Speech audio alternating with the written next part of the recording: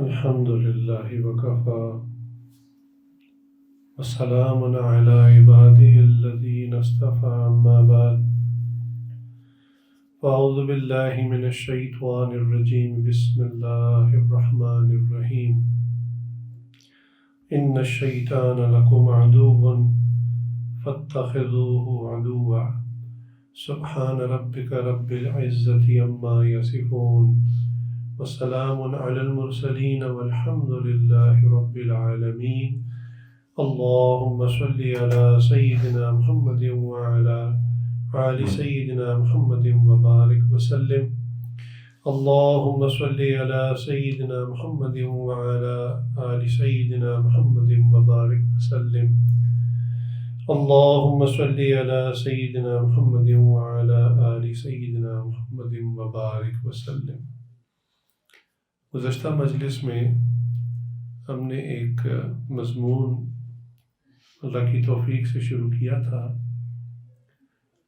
کہ دوست اور دشمن ان کی پہچان ہونا یہ انتہائی ضروری ہے۔ اگر آپ اپنے دوست کو اپنا خیر خواہ نہ سمجھیں تو اس کی بہت ساری خیر سے آپ محروم ہو جائیں گے۔ جیسے بعض دوست آپ کو اچھے مشورے دیتے ہیں تو آپ کے ذہن میں آ جاتا ہے کہ پتہ نہیں اس کا کیا لالچ ہے، کیا غرض ہے، یہ کیوں مجھے اس طرح کی نصیحت یا اس طرح کی بات کر رہا ہے۔ تو بعض کا انسان بہت ساری خیر سے محروم ہو جاتا ہے۔ بعض اوقات ایک بندہ جو آپ کے ساتھ خیر خواہی کر رہا ہوتا ہے، آپ کو آپ کے دل میں اس کے بارے میں بدگمانی آ جاتی ہے۔ میرے شیخ حضرت ڈاکٹر صاحب رحمۃ اللہ علیہ، حضرت شیخ غلام دستگیر صاحب جو میرے دادا شیخ، ان کے بارے میں فرمایا کرتے تھے اللہ اکبر کہ حضرت جی جب کسی کے ساتھ بھلائی کا ارادہ کرتے تو اتنا زیادہ اس کے ساتھ خیر فرماتے کہ اس کے یعنی جہاں تک جا سکتا ہے نا بندہ، حضرت وہاں تک جا کر اس کی مدد کرتے، اس کو مشورہ دیتے، حتیٰ کہ اس کے گھر کے بارے میں اس کو رائے دیتے، مالی امداد بھی فرماتے، حتیٰ کہ کہنے لگے بعض اوقات جس کی مدد کر رہے ہوتے تھے نا تو اس کو اشکال ہو جاتا تھا کہ پتہ نہیں ان کو مجھ سے کیا لالچ ہے، یا ان کی اپنی کوئی غرض ہوگی جو اتنا میرے پہ سپینڈ کر رہے ہیں۔ تو کہنے لگے حضرت شیخ اس پوائنٹ تک چلے جاتے تھے مدد کرنے، لیکن جب دیکھتے تھے نا کہ یہ کمفرٹیبل نہیں ہے، اب اس کے اندر وہ چیز پیدا ہو تو ایک دم پیچھے ہٹ جاتے تھے، ایک دم پیچھے ہٹ جاتے، یعنی پھر ایسا پیچھے ہٹتے تھے کہ جیسے جانتے بھی نہیں ہیں، کیونکہ وہ تو اللہ کی رضا کے لیے کر رہے ہوتے تھے۔ آپ کے ساتھ کوئی نیکی کرے، مشورے میں بھی، مالی انداز میں بھی اور اخلاقی طور پہ بھی، اور آپ اسی کو اپنا کوئی دشمن سمجھنا شروع کر دیں کہ یار اس کا اپنا کوئی لالچ ہے، اپنا اس کا کوئی مقصد ہے ان سائڈ، تو کل کو میرے لیے پریشانی کا سبب نہ بن جائے، تو حضرت فوراً پیچھے ہٹ جاتے تھے۔ حضرت ایک جملہ فرمایا کرتے تھے کہ ایک ہوتا ہے توڑ کا ساتھی اور ایک ہوتا ہے موڑ کا ساتھی۔ یعنی آپ کہیں جا رہے ہیں، آپ کے ساتھ ایک کمپینین ہے، تو وہ تب تک آپ کے ساتھ ہے جب تک آپ کا اس کا راستہ سمجھ جائے، کامن پیسیج ہے، تو جہاں اس کی گلی آ جاتی ہے نا، وہ کہتا ہے اچھا جی السلام علیکم، وہ اس کو سے کوئی پرواہ نہیں ہوتی کہ آپ گھر پہنچے نہیں پہنچے، آپ بخیر و عافیت ہیں نہیں ہے، وہ کہتا ہے میری منزل آ گئی، السلام علیکم ورحمۃ اللہ۔ جیسے بندہ کسی کو لفٹ دیتا ہے سم ٹائم، تو وہ ایک ہی روٹ ہوتا ہے، تو جہاں تک اپنے گھر کا راستہ ہوتا ہے نا تو وہاں تک وہ لفٹ دے دیتا ہے۔ اب یہ کوئی نیکی کی بات نہیں، وہ تو آپ جا ہی رہے تھے۔ اب جب آپ کی گلی آ گئی نا تو آپ کہتے ہیں بس میں نے تو یہیں سے مڑنا ہے، اب آپ آگے دیکھیں آپ نے کیسے جانا ہے۔ تو اس کو فرماتے تھے یہ ہے موڑ کا ساتھی، اور فرماتے ہیں ایک ہوتا ہے توڑ کا، توڑ کہتے ہیں ٹو دا ڈیسٹینیشن، منزل تک پہنچ جائے۔ تو کہنے لگے کہ دوست وہ ہوتا ہے جو توڑ تک ساتھ جائے، موڑ والے جو دوست ہوتے ہیں ہمارے دوست نہیں ہوتے، یہ واقف کار ہوتے ہیں۔ اس پر حضرت بہت زیادہ کلام فرمایا کرتے تھے۔ اللہ اکبر کبیرہ۔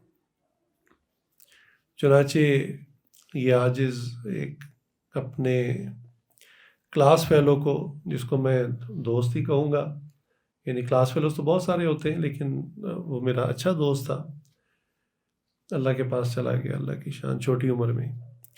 اچھا، وہ میں اس کو لے گیا حضرت کے پاس، اور پہلی ملاقات ہے، اللہ کی شان، حضرت نا ایک دم باز کا ٹیسٹ لے لیتے تھے، اور وہ ٹیسٹ حضرت کا ایسا ہوتا تھا کہ پتہ ہی نہیں چلتا تھا کہ حضرت ٹیسٹ لے رہے ہیں۔ اب میں پہلے آپ کو نا حضرت کے ٹیسٹ کی بات بتاتا ہوں۔ حضرت جی ڈاکٹر صاحب رحمۃ اللہ فرما رہے ہیں کہ میں حضرت تو شیخ کے ساتھ ساری زندگی رہے، تو مزاج کا پتہ چل جاتا ہے۔ کہنے لگے ایک دفعہ کچھ تھوڑا سا مغرب کا وقت ہونے والا تھا، ہم کہیں باہر آؤٹ ڈور کہیں کھڑے ہوئے تھے، جیسے روشنی تھوڑی سی کم ہوتی ہے، تو حضرت کی نا، حضرت کے پاس ایک پین تھا، اب مثال دے رہا ہوں، جیسے یہ پین بلو ہے آپ کو نظر آ رہا ہے، تو وہ تھا گرین کلر کا، ڈارک گرین کلر کا۔ تو کہنے لگے ہم سارے ساتھی نے ایسا سرکل میں حضرت کے پاس ہی کھڑے کو، حضرت بات فرما رہے تھے، اچانک حضرت نے، حضرت ڈاکٹر صاحب کہتے ہیں میں بالکل آخر میں تھا، حضرت کے لیفٹ سائڈ پہ تھا، حضرت نے رائٹ ہینڈ سائڈ سے پوچھا یہ نیلے رنگ کا ہے نا؟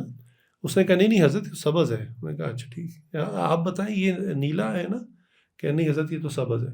کہ سب سے پوچھتے رہے، کہنے لگے جب میرے تک پہنچے تو پوچھا یہ نیلا ہے؟ کہ حضرت نیلا ہے، پکی بات ہے نیلا ہے، حالانکہ وہ سبز رنگ کا تھا۔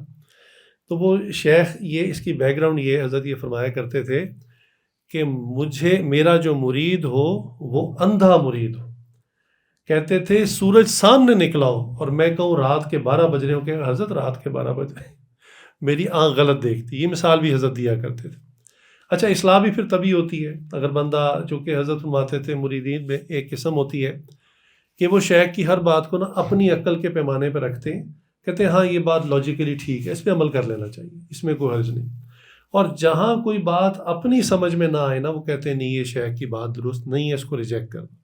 تو حضرت ایسی بات فرما کے کہتے تھے کہ ایسا مرید جو ہے نا، وہ شیخ کی پیروی نہیں کر رہا ہوتا، اپنی عقل اور نفس کی پیروی کر رہا ہوتا، اس کو فائدہ نہیں ہوتا۔ وہ ہر بات کو نا وہ اپنے عقل کے ترازو پہ تولتا ہے، جو اس کو ویلڈ لگتی ہے لے لیتا ہے، جو سمجھ میں نہیں آتی اس کو چھوڑ دے۔ تو حضرت فرمایا کرتے ہیں میرا مرید وہ ہے جو اندھا مرید ہو۔ بہرحال یہ تو ضمناً بات آ گئی۔ تو میں اپنے وہ اس کلاس فیلو دوست کو لے گیا، میرا تو بہت جگری دوست تھا، خیر اینی وے۔ اب وہ حضرت سے پہلی ملاقات ہے اس کی، اور اس کو بیعت کروانے کے لیے میں لے کر گیا تھا حضرت کے پاس، اس کا پورا ذہن تھا بیعت کے لیے۔ تو مصافحہ ہوا نا، تو حضرت نے، بعض کا حضرت نا کچھ بات فرمانا چاہتے تھے تو کسی ساتھی سے مصافحہ کرتے تھے، تھوڑا سا اس کا ہاتھ روک لیتے تھے، اس کا مطلب تھا کوئی اہم بات ہے۔ اچھا، یہ عاجز بھی ساتھ ہی بیٹھا ہوا تھا تاکہ اس کا تعارف کروا دے۔ تو جب اس کی باری اس کا مصافحہ ہو تو میں نے کہا حضرت یہ ہم اکٹھے پڑھتے ہیں، یہ میرا دوست ہے۔ اب اللہ کی شان ہے، حضرت نے تو اس پہ گھنٹوں بیان کیا ہوا تھا اور میں نے سنا بھی ہوا تھا، لیکن وقتی طور پہ میرے ذہن سے نکل گیا۔ تو حضرت نے ایک دم سے میری طرف متوجہ، میں آپ کو پتہ ہے دوست کیا ہوتا ہے؟ اللہ اکبر۔ اور میں نے بس کہا کہ اوہ یہ غلطی ہو گئی، مجھے تو یاد ہی نہ رہا۔ تو پھر حضرت نے دوبارہ وہی مضمون شروع کر دیے جو حضرت اکثر بیان فرماتے تھے، جس کا یعنی ٹائٹل یہ ہے، وہ فرماتے تھے دوست زندگی میں کسی خوش نصیب کو ایک ملتا ہے اور اکثر کو وہ بھی نہیں ملتا، یہ فرماتے تھے۔ اور اس کے بعد پھر وہ حدیث بھی پڑھتے تھے کہ رسول کریم صلی اللہ علیہ وسلم نے ارشاد فرمایا کہ اگر میں دنیا میں کسی کو دوست بناتا تو ابو بکر رضی اللہ عنہ ان کو بناتا، لیکن میں نے اللہ کو دوست بنا لی۔ حقیقی دوست بھی اللہ کی ذات ہے، حقیقی دوست بھی اللہ کی ذات۔ خیر حضرت نے اس کا ایک چھوٹا سا ٹیسٹ لیا، وہ بیچارہ اسی وقت فیل ہو گیا۔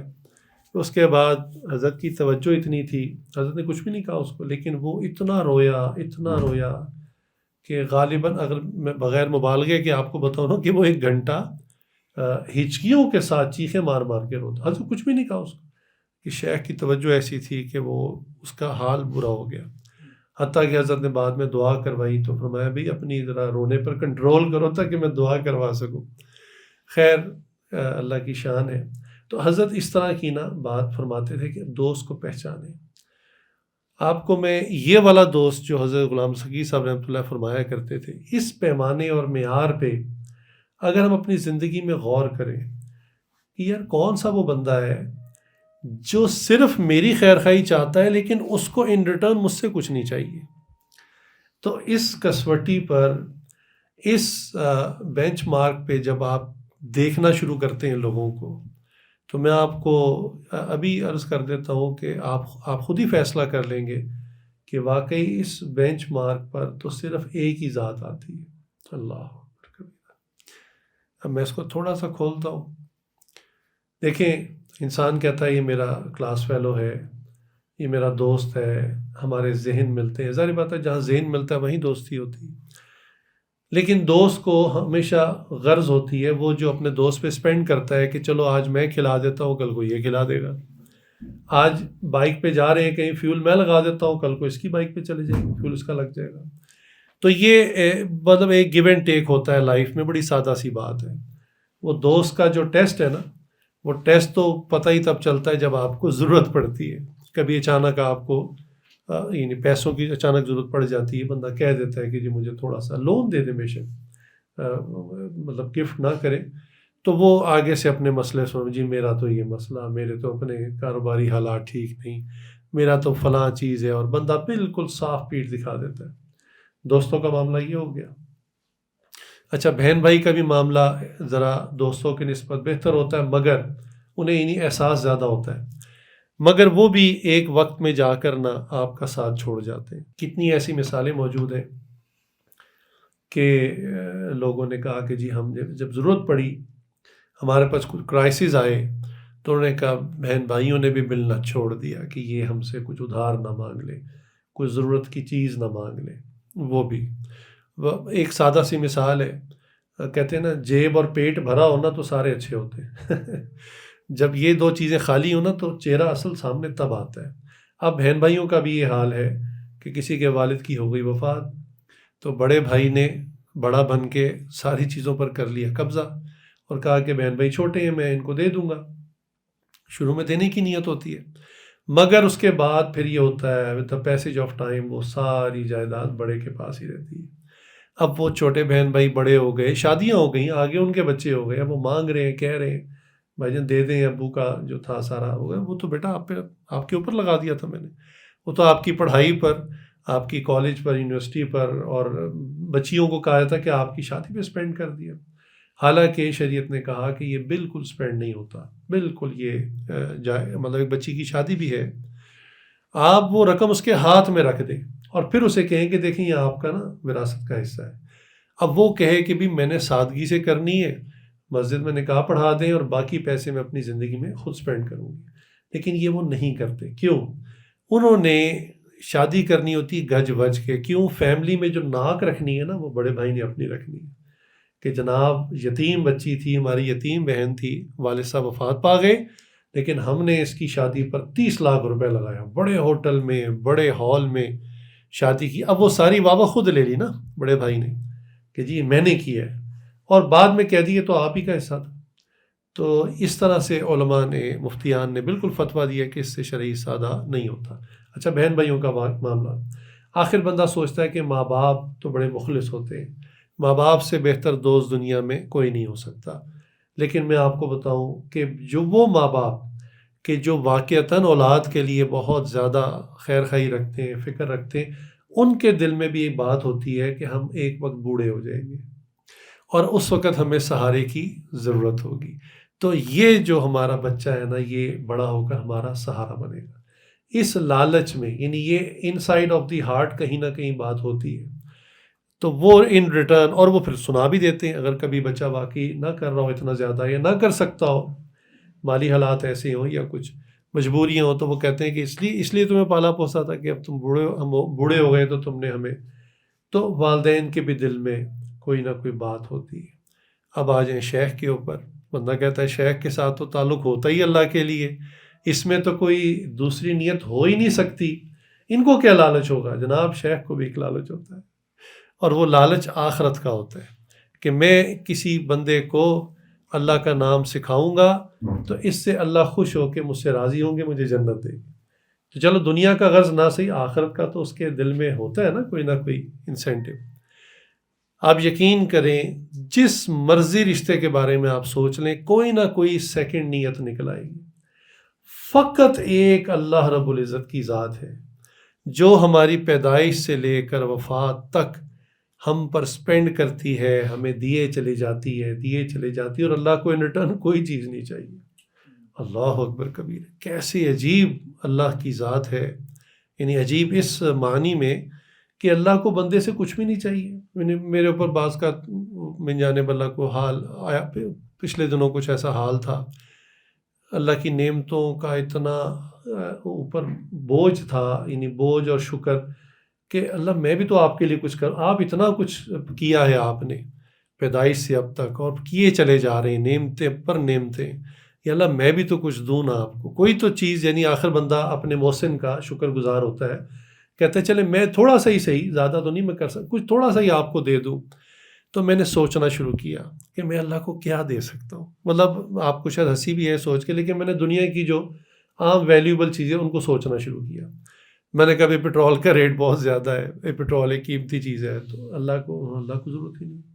اچھا ڈالر آج کل وہ ہر دوسرا بندہ ڈالر کا، میں کہا اللہ کو ڈالر کی ضرورت ہی نہیں، پاکستانی روپے کی تو پاکستانیوں کو ضرورت نہیں ہے۔ تو میں اب سوچ میں پڑ گیا کہ کیا چیز ایسی ہو میں اللہ کو پیش کروں، وہ اللہ کے کام آ جائے، تو میں بھی کہوں کہ اللہ میں نے بھی آپ کو کچھ تھوڑا سا ریٹرن۔ یقین جانیے کہ میرے دل دماغ نے سوچ کے یہی فیصلہ کیا کہ اللہ کی ذات ایسی مہربان رحمان اور رحیم ہے کہ وہ دیے چلے جاتی ہے اور ان ریٹرن اللہ کو کچھ بھی نہیں چاہیے۔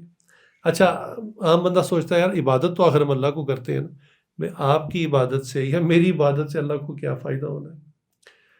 آپ اندازہ کیجئے کہ اللہ کے جو فرشتے ہیں، یہ ایک مخلوق ہے جو نہ کھاتی ہے نہ پیتی ہے، نہ ان کی کوئی بزنس ہے، نہ کوئی جاب ہے، نہ کوئی کھیت ہے، نہ کوئی کارخانہ ہوتا ہے نا، بندہ دن بھر میں ایک حصے میں عبادت کر لیتا ہے، باقی وقت میں نیند پوری کر لیتا ہے یا اپنے بزنس کو ٹائم دیتا ہے، 24/7 وہ اللہ کی عبادت میں لگے ہوئے ہیں۔ اور حدیث میں فرشتوں کی جو تعداد بتائی گئی ہے، اللہ اکبر، اتنی تعداد ہے۔ مثلا میں ایک دو آپ کو باتیں بتا دیتا ہوں۔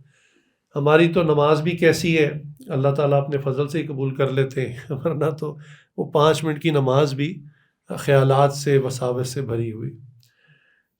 اللہ کے فرشتے ایسے ہیں، حدیث میں آتا ہے کہ بعض فرشتوں کو اللہ نے سجدے کی حالت میں پیدا کیا، قیامت آ جائے گی اور جیسے ہر شے کو فنا ہے، ان فرشتوں کو بھی موت آ جائے گی سجدے ہی کی حالت میں۔ وہ گویا دنیا کی لائف، اپنی لائف نہیں، دنیا کی لائف میں، اس دنیا کی کائنات کی جتنی لائف، اس پورے لائف سپین میں سجدے کی حالت میں۔ بندہ کہتا ہے میں اللہ کو تو سجدہ کرتا ہوں نا، لو آپ سجدہ دیکھ لو اپنا۔ وہ فرشتہ پیدائش سے لے کر دنیا کی یعنی قیامت آنے تک، دنیا کے فنا تک سجدے کی حالت۔ کچھ فرشتے رکوع کی حالت میں پیدا ہوئے، وہ مسلسل رکوع کی حالت میں، کچھ فرشتے قیام کی حالت میں پیدا ہوئے، وہ مسلسل کھڑے ہیں قیام کی حالت، ان کو بیٹھنے کی حاجت نہیں۔ پھر ایک جگہ میں نے پڑھا کہ جیسے ہم تو اللہ کا ذکر کرتے ہیں نا، سبحان اللہ، اللہ اکبر، لا الہ الا اللہ ذکر کرتے ہیں، فرشتوں کی تسبیح ذکر کیا ہے؟ یعنی ہم تو چلو زبان سے کریں گے، ایک وقت آئے گا زبان رک جائے گی، کسی سے بات کریں گے، قلبی ذکر بھی ایک بندہ حد تک کرتا ہے، پھر کوئی خیالات آ جاتے ہیں یا انسانی ضرورت کی وجہ سے انسان کھاتا پیتا ہے، سوتا ہے۔ تو فرشتوں کو تو کوئی حاجت نہیں، ان کا ذکر کیا ہے کہ جیسے ہم سانس لیتے ہیں، ابھی میں بات کر رہا ہوں، سانس اندر جا رہا ہے، باہر آ رہا ہے، اندر جا رہا ہے، آپ میری بات سن رہے ہیں، آپ کا سانس آٹومیٹک چل رہا ہے، ہمیں کوئی اس میں کوئی ایفرٹ نہیں کرنی پڑ رہی۔ تو فرشتوں کا جو سانس ہے نا، یہی اللہ کی تسبیح ہے۔ جیسے ہم سانس لیتے ہیں نا، تو وہ ایسے سانس کی طرح مستقل سبحان اللہ، سبحان اللہ، اللہ اکبر، لا الہ الا اللہ، مستقل وہ۔ تو آپ اندازہ کیجئے کہ فرشتے نے اس کام سے رکنا بھی نہیں، کیونکہ اس کو حاجت ہی کوئی نہیں، نہ اس کو نیند آنی ہے، نہ اس نے کسی اور کام جانا ہے، اور سانس کی مانند وہ اللہ کا ذکر کیے چلے جا رہا ہے۔ تو اللہ کو ہمارے ذکر کی کوئی ضرورت نہیں، اللہ کو ہمارے سجدے رکوع قیام کی ضرورت کوئی نہیں۔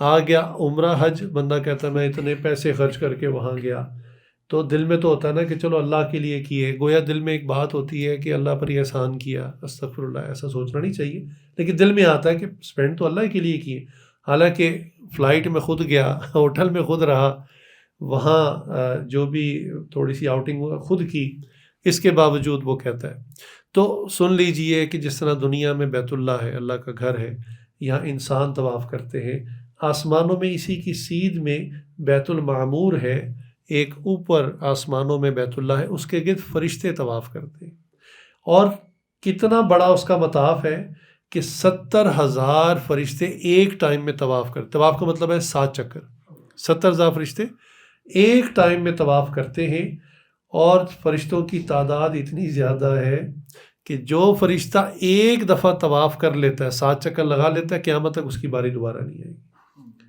بارش کے ہر قطرے کے ساتھ جو ہے وہ فرشتہ آتا ہے، گندم کے ہر دانے کے ساتھ فرشتہ ہوتا ہے، جس کو ٹاسک دیا ہوتا ہے کہ یہ رزق ہے، یہ فلاں بندے کے منہ میں جانا، جب اس کے منہ میں چلا جاتا ہے تو پھر وہ فرشتہ واپس چلا جاتا ہے۔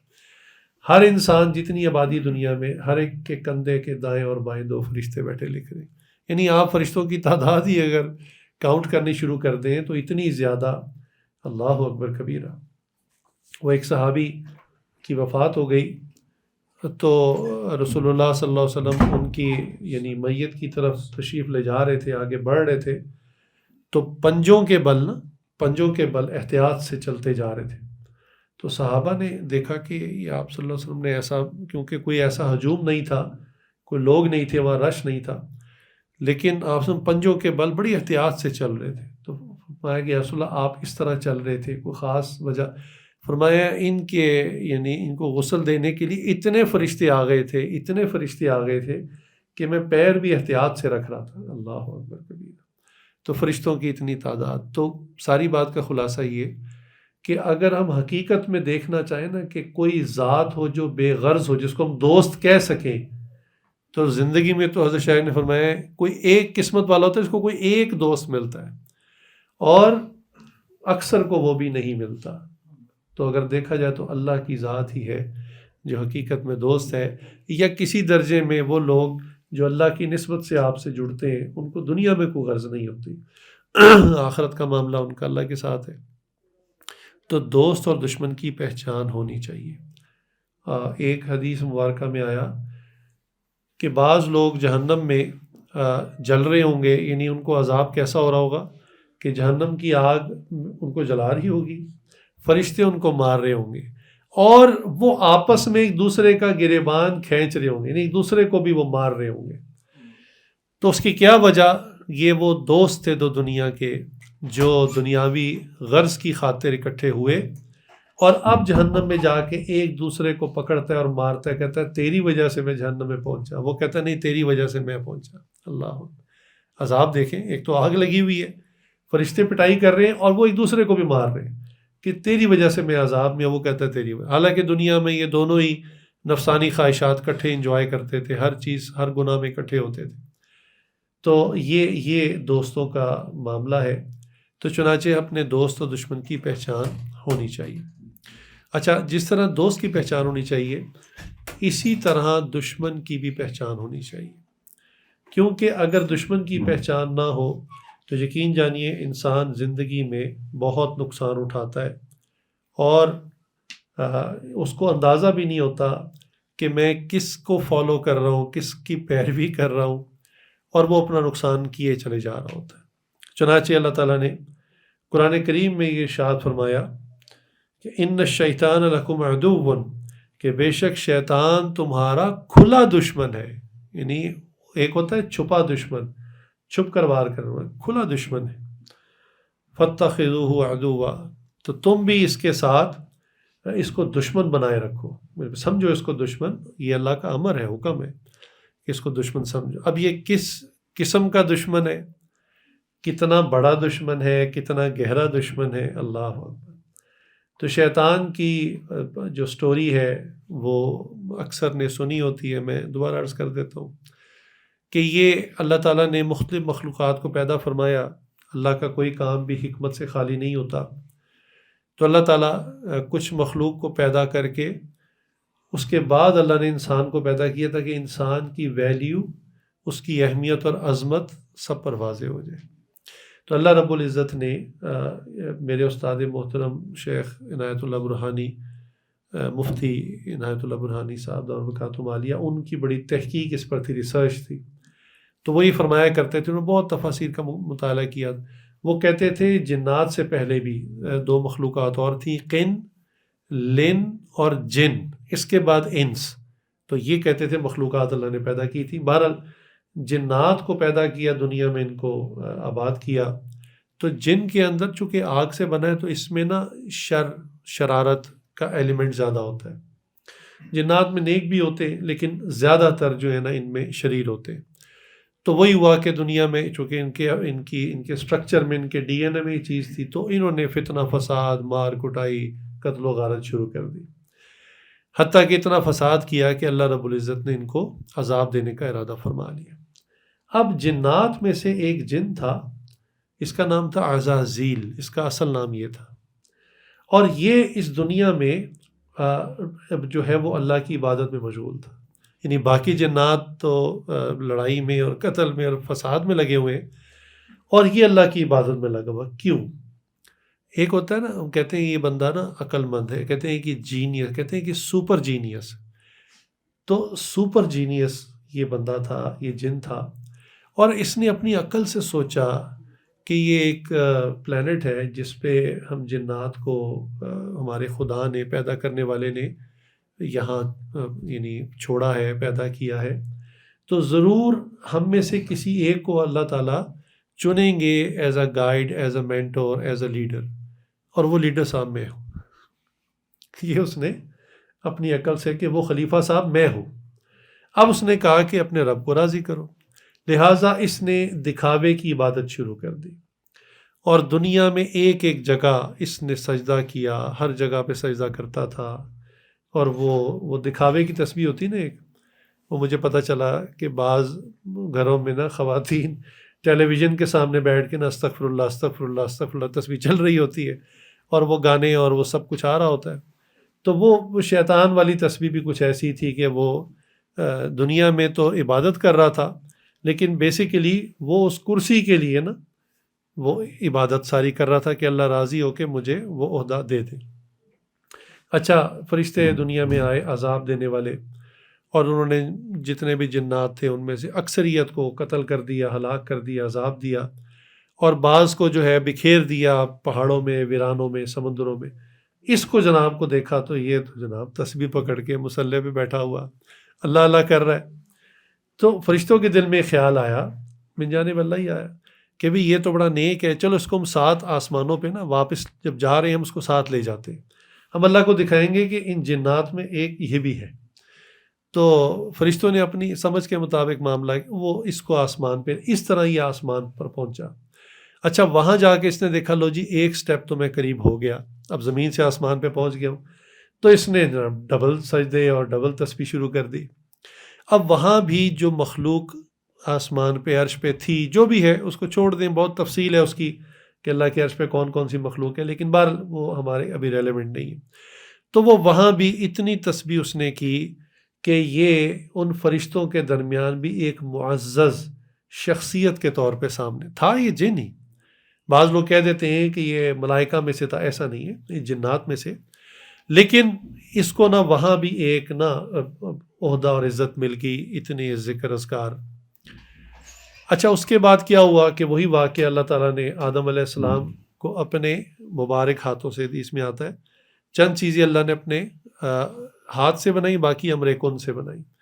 تو آدم علیہ السلام کا پتلا اللہ نے اپنے ہاتھ سے بنایا اور ان میں روح ڈالی۔ جب آدم علیہ السلام اٹھ کر بیٹھے، اسی وقت یہ سمجھ گیا کہ اوہو، وہ جو خلیفے والا معاملہ تھا نا وہ تو ہو گیا ختم، کیونکہ وہ میں تو کچھ اور سمجھ رہا تھا، لیکن اللہ نے، اب یہ اتنا شاطر تھا، اتنا ایول جینیس تھا، اس نے سوچ لیا کہ یہ اب مجھے نہیں بنائیں گے، اس کو بنائیں گے۔ یہ وجہ تھی بیسیکلی کہ جس کی وجہ سے وہ آدم علیہ السلام سے یعنی ان کی پیدائش سے ہی ان سے بدظن ہو گیا، ان سے جیلسی فیل ہو گئی۔ ابھی آگے سجدے والا واقعہ تو بعد میں ہوا، اس نے اسی وقت فیل کر لیا کہ یہ وہ بندہ ہے، یہ وہ نئی مخلوق ہے.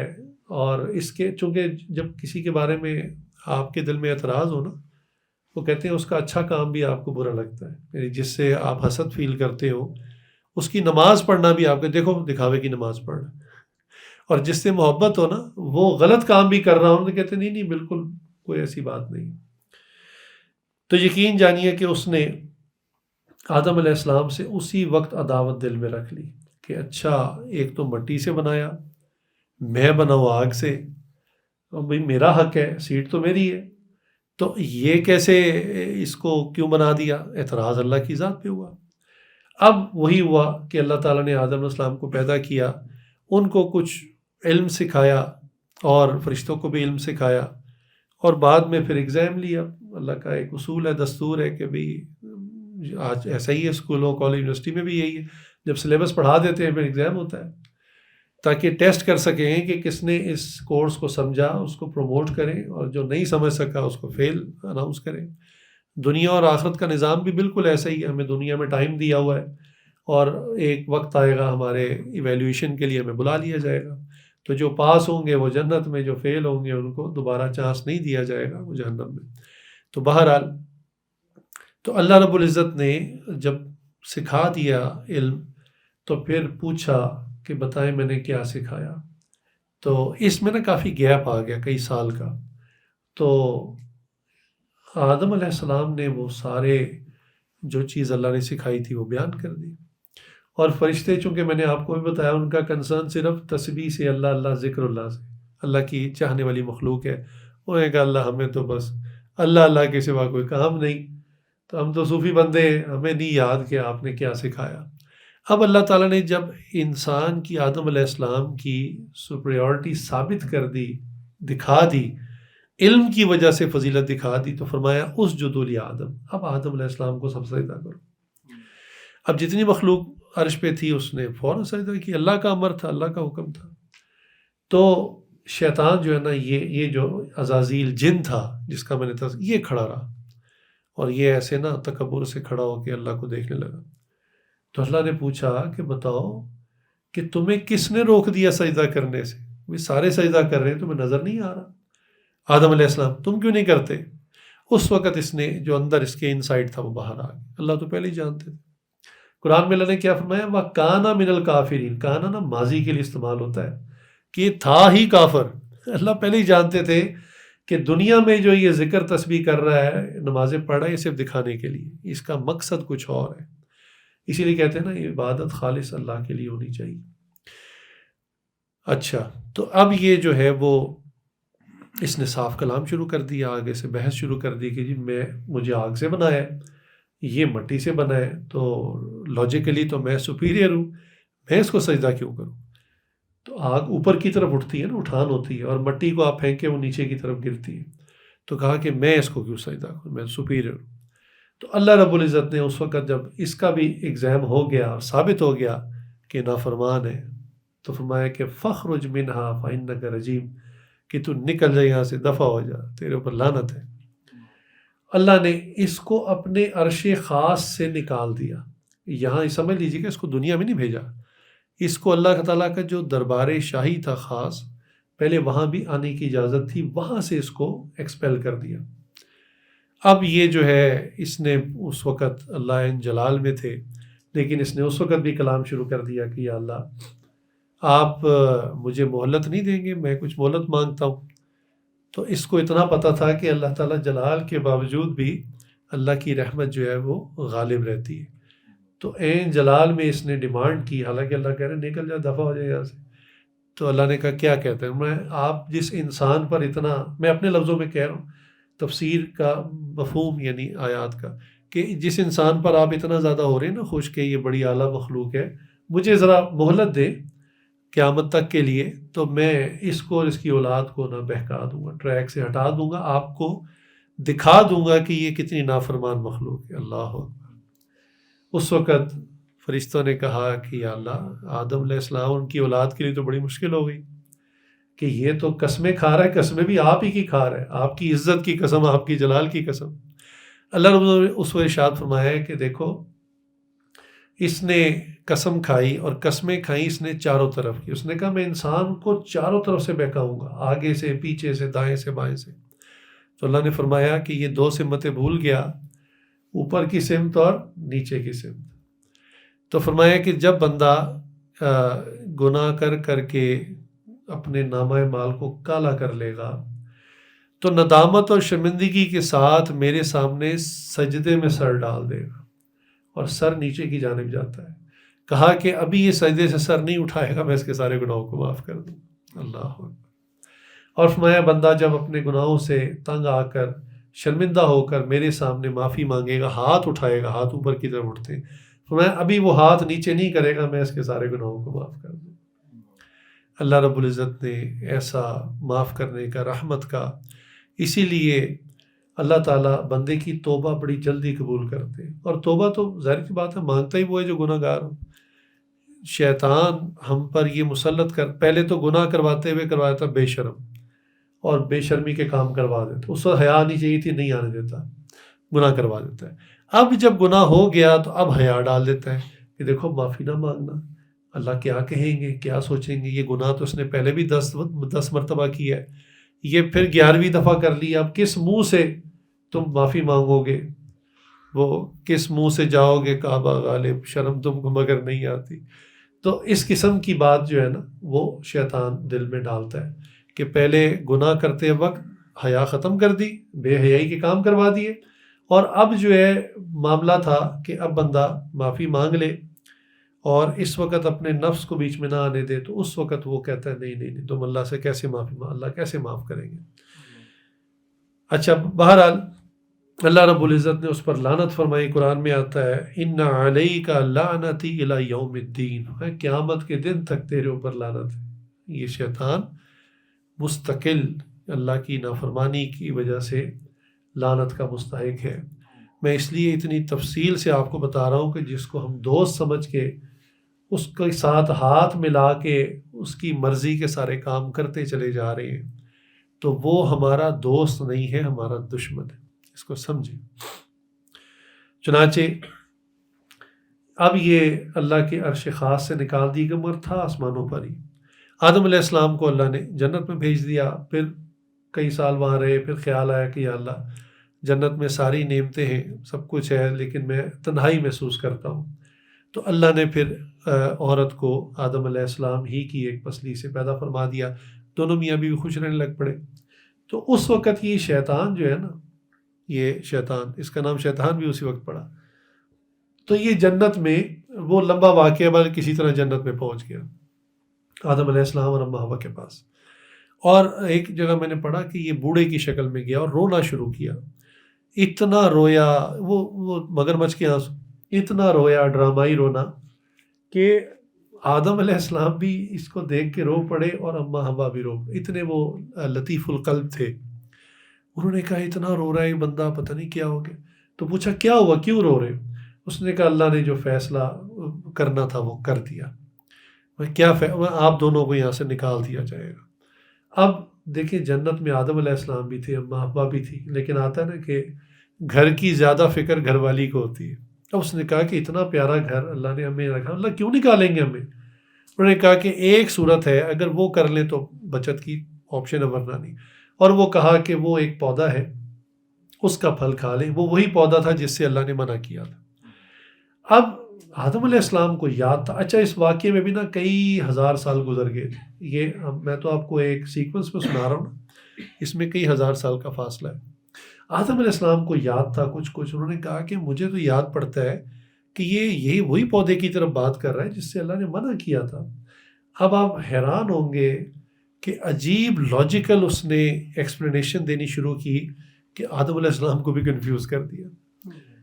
تو اس میں اس نے بڑی تفصیل دی. میں آپ کو چند ایک پوائنٹس بتاتا ہوں.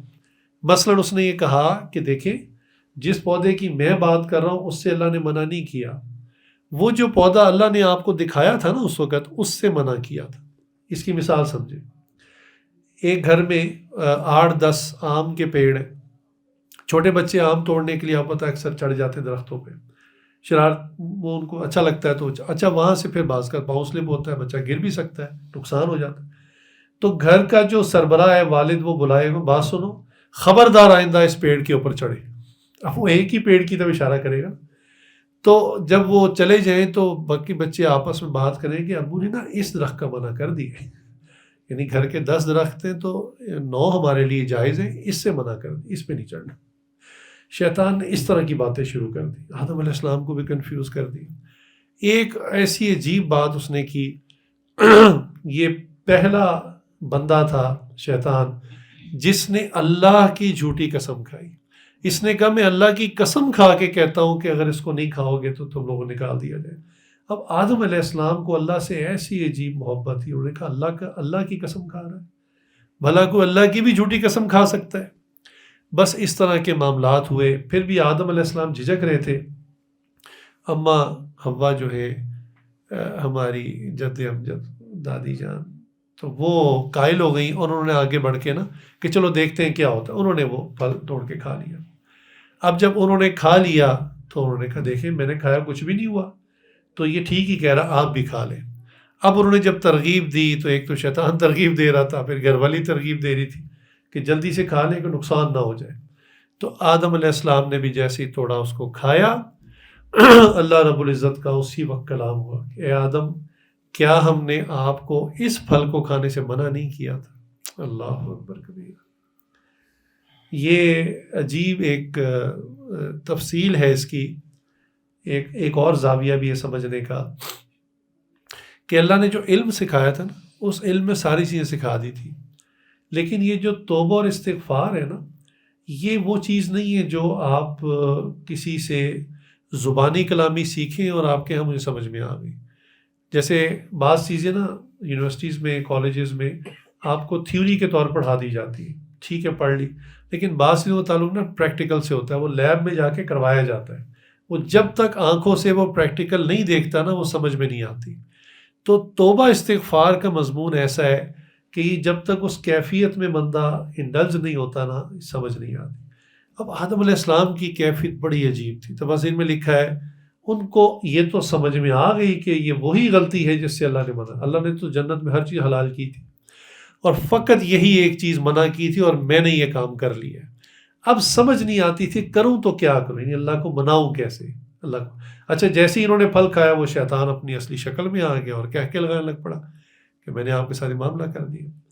اب وہ سجدے میں گر گئے اور سجدے میں گر کرنا بس معافی مانگتے تھے اور سمجھ نہیں آتا تھا کہ میں کہوں تو اللہ کو کیا کہوں.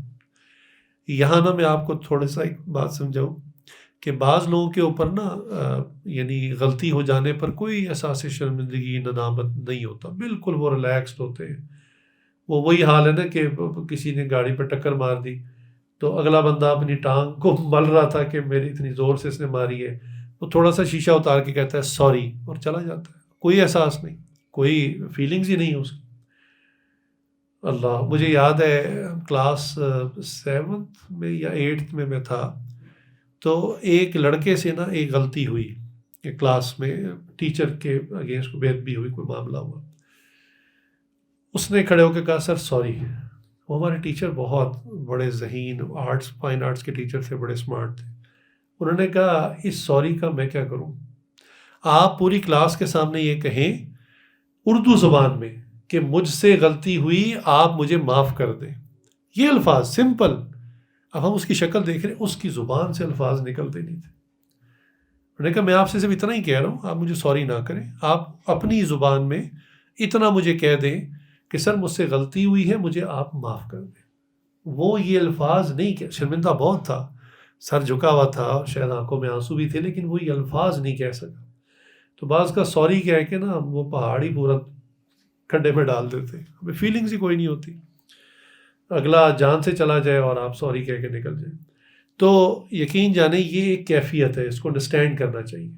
یہ اسی لیے میں نے آج اتنا وقت لیے. واقعہ شاید آپ نے کئی دفعہ سنا ہوگا لیکن میں نے اس انداز میں آپ کے سامنے پیش کیا کہ یہ ایک استغفار کی کیفیت تھی اور یہ تکوینی امور میں سے تھا، یہ لکھا ہوا تھا کہ ایسا ہونا ہی ہونا ہے، ورنہ دنیا کا نظام نہ بنتا نہ چلتا. لیکن اللہ تعالیٰ نے ایک معاملے کو ایسا کیا کہ آدم علیہ السلام کو آزاد بھی چھوڑا، زبردستی تو نہیں کی آدم صاحب کے ساتھ، لیکن اللہ کے علم غائب میں یہ تھا کہ دس وڈ ہیپن، یہ ہونا ہی ہونا ہے.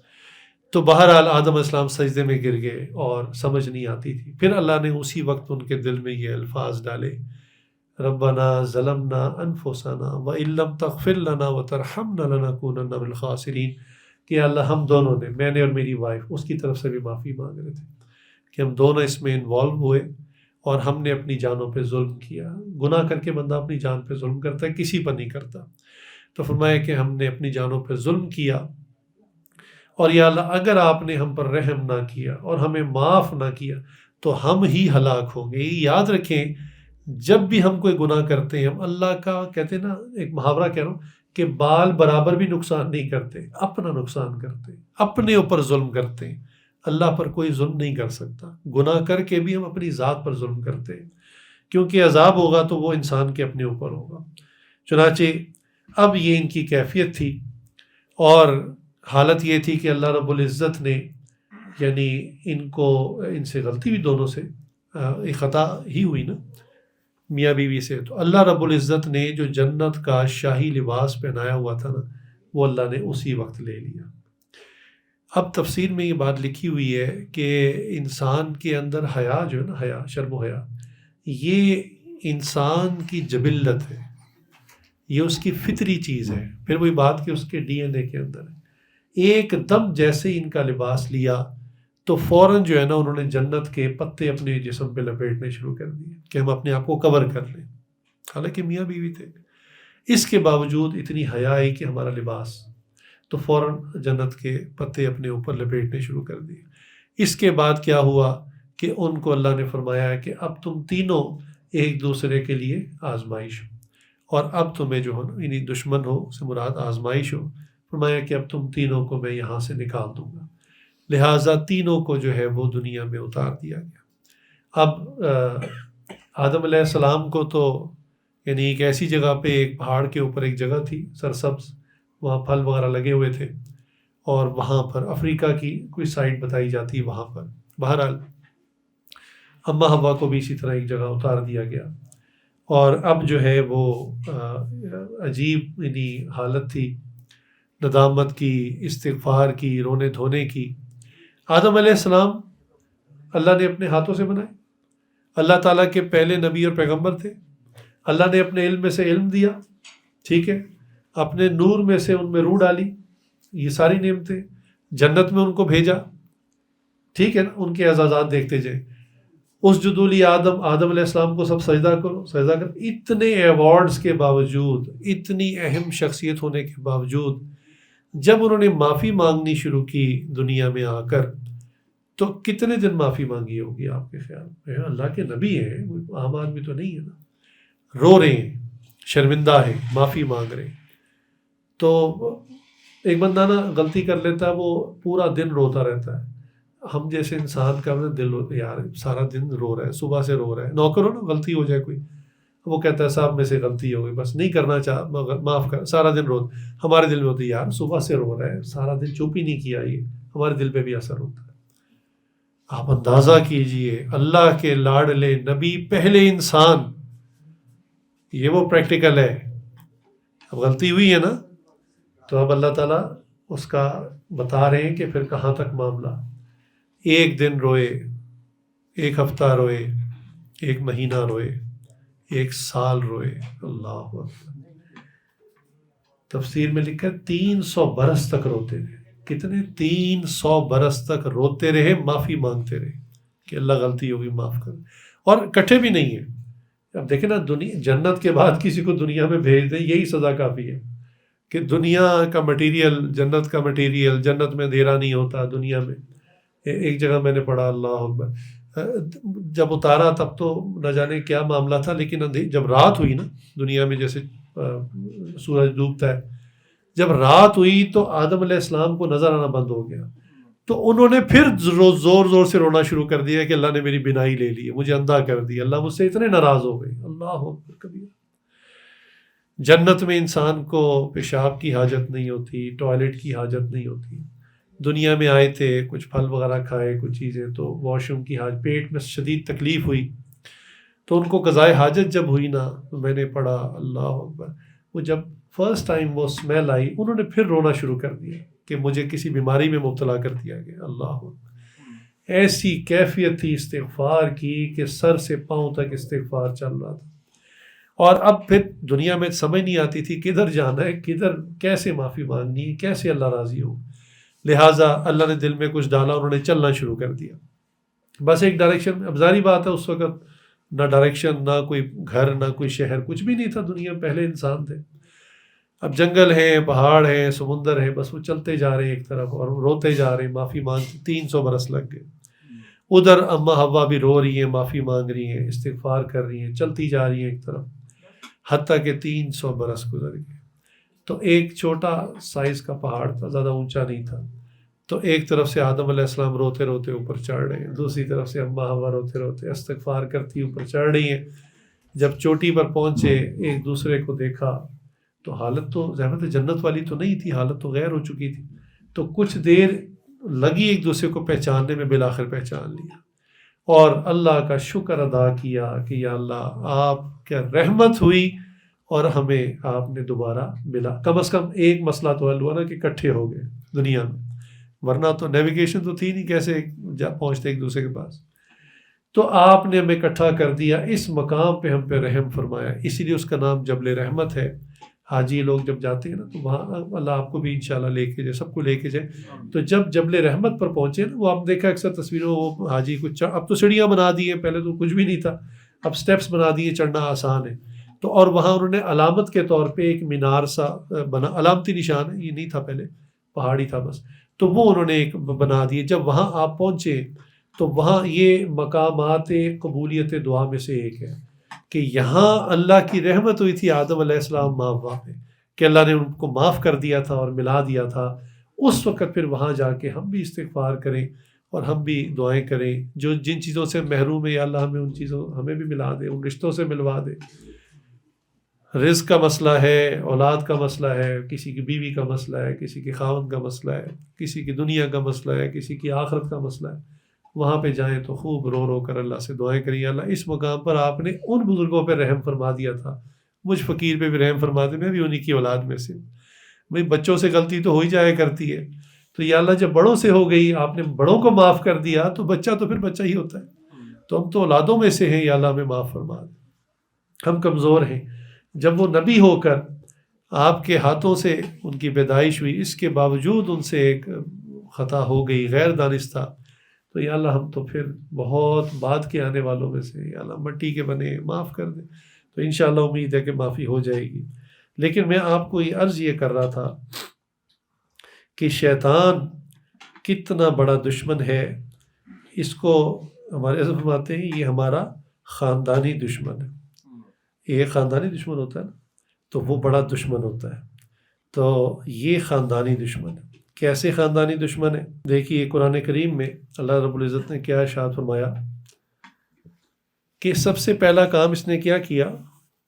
اگر آپ، میں مثال دے رہا ہوں، اگر آپ کسی بندے کے ساتھ آپ کی بہت گہری دوستی ہو، بڑا اس کے ساتھ یارانہ اٹھنا بیٹھنا ہو، ایک تیسرا شخص آ کے کہے کہ آپ کیا کر رہے ہیں، اس بندے کے ساتھ دوستی لگائی ہوئی آپ نے، آپ جانتے بھی ہیں یہ کون ہے؟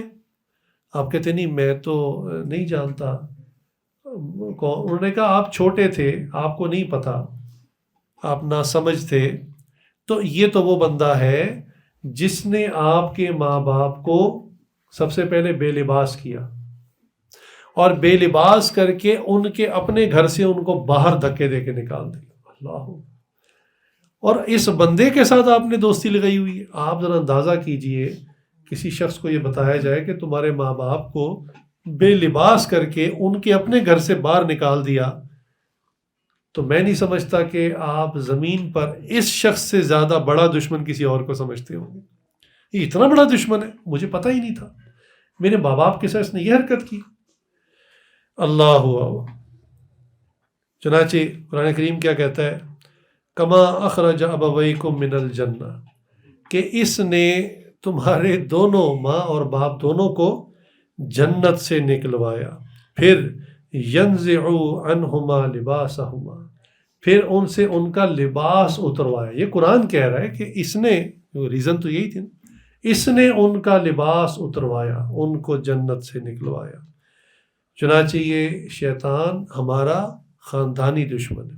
اچھا، آپ قرآن کریم جب پڑھتے ہیں نا تو اللہ تعالیٰ کے بڑے خوبصورت انداز ہیں، بڑی حکمتیں کلام کرنے میں قرآن کریم میں۔ تو بعض جگہ اللہ تعالیٰ نا آیت پتہ کہاں سے شروع کرتے ہیں؟ یبن آدم، اس سے کلام شروع کرتے ہیں۔ اس کا مطلب ہے اے آدم کے بیٹے۔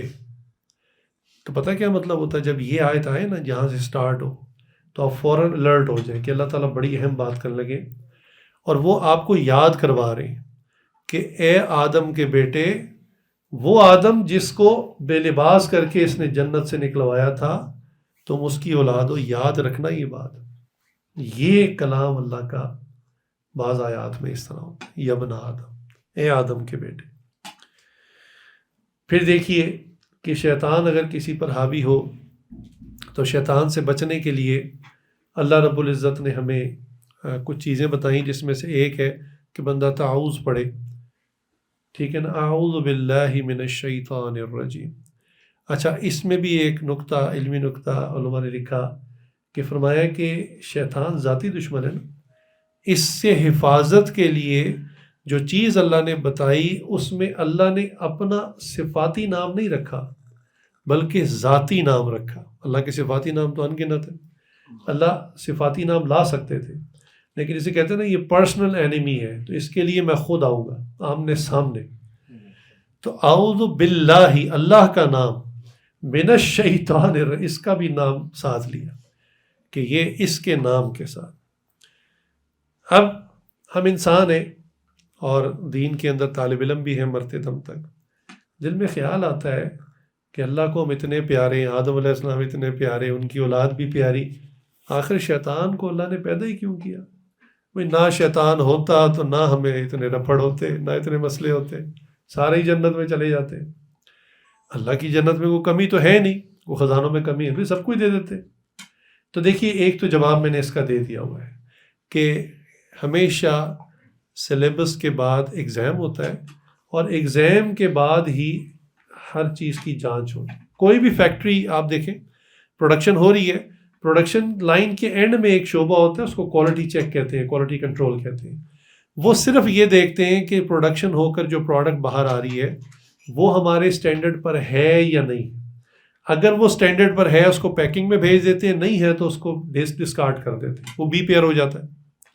تو یہ تو ہر جگہ ہی ہوتا ہے۔ تو اللہ رب العزت نے موسیٰ علیہ السلام کا واقعہ یاد آ گیا۔ اللہ موسیٰ علیہ السلام بھی اللہ کے عجیب نبی تھے، بڑی شان تھی ان کی۔ اچھا، ایک دفعہ نا یہ شیطان موسیٰ علیہ السلام سے ملا بھی تھا زندگی میں، اور اس نے مل کر نہ کہا کہ آپ کلیم اللہ ہیں، اللہ سے کلام کرتے ہیں، تو آپ نہ اللہ سے جا کر درخواست کر دیں، کیا وہی والی بات، آئی ایم سوری، کہ میں معافی چاہتا ہوں۔ اب وہ وہی آئی ایم سوری والی کیفیت تھی کہ مجھے جی معاف کر دیں، وہ گنجائش ہے، اللہ کی رحمت تو بہت وسیع ہے، تو مجھے بھی معاف، اتنے بڑے بڑے گناہ گاروں کو آپ معاف کر دیتے ہیں تو مجھے بھی معاف کر دیں، آئی ایم سوری۔ تو موسیٰ علیہ السلام نے کہا اچھا چلو میں جاؤں گا، جب کوہ طور پر کلام ہو، بات اللہ سے ملاقات ہوگی، بات ہوگی، میں تمہاری سفارش کروں گا۔ تو موسیٰ کلیم اللہ جب گئے، اللہ سے ہم کلام، تو میں یا اللہ وہ ملا تھا مجھے شیطان، وہ کہہ رہا تھا آئی ایم سوری، مجھ سے غلطی ہوگی، میری بھی معافی کی گنجائش ہے۔ تو آپ اندازہ کیجئے اللہ نے کیا فرمایا؟ فرمایا ہاں بالکل معافی کی گنجائش ہے، معافی کے دروازے تو ہر ایک کے لیے کھلے ہیں۔ یہ شیطان کی بات ہو رہی ہے۔ فرمایا اس کو کہیں کہ آدم علیہ السلام کی قبر فلاں جگہ پر ہے، وہاں جا کے سجدہ کر دیں۔ وہی سیم پیپر، وہی ٹیسٹ جس میں فیل ہوا تھا۔ بھئی آپ میتھس میں فیل ہوتے ہیں تو انگلش کا ٹیسٹ تو نہیں ہوتا نا، میتھس کا ہی ہوتا ہے۔ تو جس پیپر میں فیل ہوا گا جاؤ جا کے آدم علیہ السلام کی قبر ہے، سجدہ کر دو۔ موسیٰ علیہ السلام واپس آیا اور شیطان انتظار میں تھا، اس نے کہا جی کیا بنا؟ انہوں نے کہا اللہ نے کہا بالکل معافی مل سکتی ہے، آدم علیہ السلام کی قبر فلاں جگہ جا کے سجدہ کر دو۔ وہ کہتا ہے اوہو، آدم علیہ السلام جب زندہ تھے میں نے اس وقت ان کو سجدہ نہیں کیا۔ تو جو آدمی فوت ہو جاتا ہے وہ زندگی کی نسبت تو زیادہ کمزوری میں چلا جاتا ہے۔ پہلے تو وہ مٹی کے بنے ہوئے تھے، صرف یہ معاملہ تھا، اب تو وہ وفات پا چکے ہیں، تو اب تو اور معاملہ، یعنی میرا امتحان اور سخت ہو گیا، تو اب میں کیسے جو ہے سجدہ کر؟ تو یہ پھر چلا گیا، اس نے اس کی معافی نہیں ہوئی، کیونکہ وہی آئی ایم سوری والی کیفیت تھی اس کی۔ میں ضمناً آپ سے کبھی کسی سے غلطی ہو جائے نا، کسی بندے کے حقوق، تو سوری کہنے کے بجائے نا آپ اس کو اپنی اردو زبان مجھ سے غلطی میں شرمندہ ہوں مجھے معاف کر یہ کہا کریں. آپ کو بھی کہتے ہوئے فیلنگ آئے گی کہ میں واقعی معافی مانگ رہا ہوں, اگلے کو بھی فیلنگ ہوگی یار یہ اپنے جذبات سے بات کر رہا ہے. اچھا, تو آدم علیہ السلام جو ہے موسیٰ علیہ السلام ایک مرتبہ انہوں نے اللہ تعالیٰ سے یہ بات کی کہ یا اللہ آپ بندوں سے کہتے ہیں میں بہت پیار کرتا ہوں, 70 ماہوں سے بھی زیادہ پیار کرتا ہوں, تو بندوں کو مار کیوں دیتے ہیں, موت کیوں دیتے ہیں؟ بھئی ہم اپنے چاہنے والوں کی جینے کی دعائیں, لمبی عمر کی دعائیں کرتے ہیں, تو یا اللہ آپ کو بندوں سے عجیب پیار ہے, آپ بندہ ہی مار دیتے. تو اللہ تعالیٰ نے فرمایا اے موسیٰ آپ ایسا کریں کہ کوئی فصل کاشت کریں, پھر اس کا جواب دوں گا. ظاہری بات ہے اس میں وقت لگ گیا, کافی عرصہ انہوں نے پھر کوئی فصل کاشت کی, اور اس کے بعد جو ہے وہ فصل جب پک کے تیار ہو گئی تو ظاہری بات ہے اس کو کاٹنا ہوتا ہے. انہوں نے کاٹا اور جو دانے وغیرہ کام کی چیزیں تھیں وہ رکھ لی, اور جو بیکار جو تنکا بھوسا تھا وہ انہوں نے, جیسے ہمارے پنجاب میں بھی جب گندم اٹھا لیتے ہیں نا تو پھر کھیتوں میں آگ لگا دیتے ہیں باقی چیزوں کو کہ وہ تنکا بھوسا جل جائے اور پھر اگلی فصل کے لیے تیاری ہو. تو انہوں نے بھی جو کام کی چیزیں تھیں اٹھا لی, باقی کو ویسٹ کر دیا. اب جب ملاقات کے لیے گئے, اللہ سے ہم کلامی ہوئی, تو اللہ نے پوچھا کہ موسیٰ وہ فصل کا کیا ہوا؟ اللہ کو تو پتہ تھا, لیکن کہا کہ موسیٰ وہ آپ کی فصل کا کیا ہوا؟ انہوں نے کہا یا اللہ وہ پک کے تیار ہو گئی تھی, تو اس میں جو پھل تھا اس کا جو دانے تھے کام وہ میں نے سارا رکھ لیا, اور جو تنکا بھوسا تھا اس کو میں نے ڈسکارڈ کر دیا, جلا دیا. فرمایا وہ جو آپ نے سوال پوچھا تھا نا کہ بندوں کو مار کیوں دیتے, فرمایا یہ اس کا جواب ہے کہ ہم بھی انسان کو زندگی دیتے ہیں, مہلت دیتے ہیں, موقع دیتے ہیں زندگی بھر, اس کے بعد اس کو موت دیتے ہیں تاکہ جب وہ میرے پاس آئے تو میں بھی دیکھوں جو میرے کام کے چنے ہوئے بندے ہیں ان کو میں جنت میں ڈال دوں, اور جو بیکار ہیں ان کو ڈسکارڈ کر کے جہنم میں پھینک دوں. اللہ, یہ دنیا کا فلسفہ ہے, یہ شیطان کو پیدا کرنے کی ایک حکمت ہے. آپ دیکھیں اللہ نے دمبا, بکرا, گائیں, اونٹ, یہ سب حلال جانور اللہ نے پیدا کیے نا. ایک سوال اللہ نے خنزیر کیوں پیدا کیا؟ بھئی آپ نے منع ہی کرنا تھا کہ بھئی یہ حرام ہے, یہ نجس العین. نجس العین کہتے ہیں اس کی ایوری تھنگ, جو بھی اس کی چیز, ناخن, بال, ہڈی, چربی, کھال, ایچ اینڈ ایوری تھنگ, ہر چیز حرام ہے. اسی لیے یہ اس میں احتیاط بھی کیا کریں, خاص طور جو امپورٹڈ کاسمیٹکس ہوتی ہے لیڈیز کی, اس میں اس کی کئی چیزیں استعمال ہوتی ہیں, چربی استعمال ہوتی ہے, اس کی کھال کی چیزیں. اس کے بال کے ایک زمانے میں نا شیونگ برش آنا شروع ہو گئے تھے, تو خیر پھر وہ خبر پھیل گئی, پھر لوگوں نے کہا ایک تو شیو کرنے کا گناہ, اوپر سے خنزیر والا برش استعمال کریں. تو اس کے ٹوتھ برش بھی بعض کا آ جاتے ہیں, وہ کہتے ہیں یہ نیچرل فائبر ہے جی, وہ نہیں ہے, پلاسٹک نہیں ہے. تو مطلب وہاں تو استعمال ہوتا ہے, تو بعض کا وہ امپورٹ کوئی کر دیتا ہے کہ جی یہ نیچرل ٹوتھ برش ہے, اور وہ خنزیر کے بالوں سے بنا ہوتا ہے. بہرحال تو یہ نجس العین ہے. اللہ اگر یہ نجس العین تھا, اتنا ہی برا تھا, اور آپ نے منع ہی کرنا تھا, پیدا کیوں کیا؟ بات سمجھ میں آتی؟ یہ ہماری آزمائش ہے. آدم علیہ السلام کو پیدا کیا, جس درخت کو کھانے سے, جس کے پھل کو منع کیا, اللہ اس کو پیدا ہی نہ کرتے. بات یہ کہ ایگزام کیسے ہوتا؟ یہ وہی جو کالج یونیورسٹی کے نکٹھو لڑکے ہوتے ہیں نا, بیک بینچرز, تو وہ امتحان کے دنوں میں بڑے پروفیسر بنے ہوتے, کہتے ہیں سمجھ نہیں آتی, پڑھایا ٹیچر نے بہت اچھا, امتحان کیوں آ جاتے؟ یہ تم جیسوں کی آزمائش کے لیے, تو پتہ چلے کہ تم نے سارا سال یہ پورے سیمسٹر کیا کیا ہے, اب تمہیں اگلی کلاس میں بھیجنا ہے, ایلیجیبل ہو بھی کہ نہیں, تو یہ تمہارے جیسوں کا ٹیسٹ ہے. تو اسی لیے اللہ نے شیطان کو پیدا کیا. ایک حکمت تو یہ ہے. دوسرا ایک عجیب نکتہ حضرت نے فرمایا کہ فرمایا ایک حکمت اور ہے کہ آخرت میں اللہ اپنے بندوں پہ رحم فرمانا چاہتے ہیں, بخشنا چاہتے ہیں, تو اللہ کیا معاملہ کریں گے؟ دو دوست تھے, ان دونوں نے مل کے کو الٹا کام کیا, محلے والوں نے شکایت کر دی. اب جب ماں کے پاس شکایت آئی نا, تو ماں نے پتہ کیا کہا, سارا الزام اس کے دوست پہ لگا, اس نے اس کو الٹے راستے لگایا, میرا بیٹا تو بڑا سیدھا ہے, میرا بیٹا تو بڑا شریف ہے, یہ پوٹھے کام کرواتا ہے, یہ اس نے وہ سارا مدعا نا اس کے دوست پہ ڈال دیا. اللہ بھی یہی کام کرے گی. قیامت کے دن بندے کے پاس کوئی جواب نہیں ہوگا کہ اللہ پوچھیں گے گناہ کیا کیوں کیا بتاؤ, کوئی ریزن نہیں ہوگا, کوئی جواب. کہیں گے اللہ شیطان نے کروا دیا, وہ سارا نا ملبہ اس کے اوپر. اللہ کہ ہاں بھئی میرا بندہ تو بڑا اچھا ہے, یہ تو گناہ نہیں کرنا چاہتا, اس ملعون نے کروایا ہے, لہٰذا اس کو, شیطان کو اور اس کے ساتھیوں کو جہنم میں ڈال دو, میرا بندہ اس کو معاف کر دو. اللہ تعالیٰ رحمت کا بہانہ تلاش کریں گے اور بندے کو جو ہے وہ معاف فرما دیں گے، سارا بوجھ شیطان پہ ڈال دیں گے۔ اب شیطان سے بچنے کا طریقہ کیا ہے؟ شیطان سے بچنے کا طریقہ ہے، حضرت نے ایک مثال دی، فرماتے دیکھیں آپ اپنے دوست کو ملنے کے لیے جاتے ہیں اور اس نے گھر میں کتا پالا ہوا ہے۔ اب آپ نے دیکھا جی کتا ہے اور کھلا ہوا ہے، ایک صورت ہے کہ آپ ڈر کے واپس آ جائیں کہ یار وہاں تو کتا تھا، میں تو نہیں، تو اس سے کیا ہوگا، آپ دوست کی ملاقات سے رہ جائیں گے، دوست سے ملاقات نہیں ہوگی۔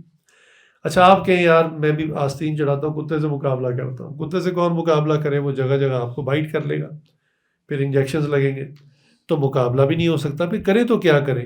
آپ پتہ کیا کرتے ہیں، آپ دوست کو کہتے ہیں یار ذرا اس کو آواز دینا، تو وہ اس کا جو بھی کوئی نام ٹامی کوئی اس طرح سے نام رکھا ہوتا ہے وہ کہتا ہے، تو ایک دم کتا نہ دم ہلاتا ہوا ایک سائڈ پہ ہو جاتا ہے۔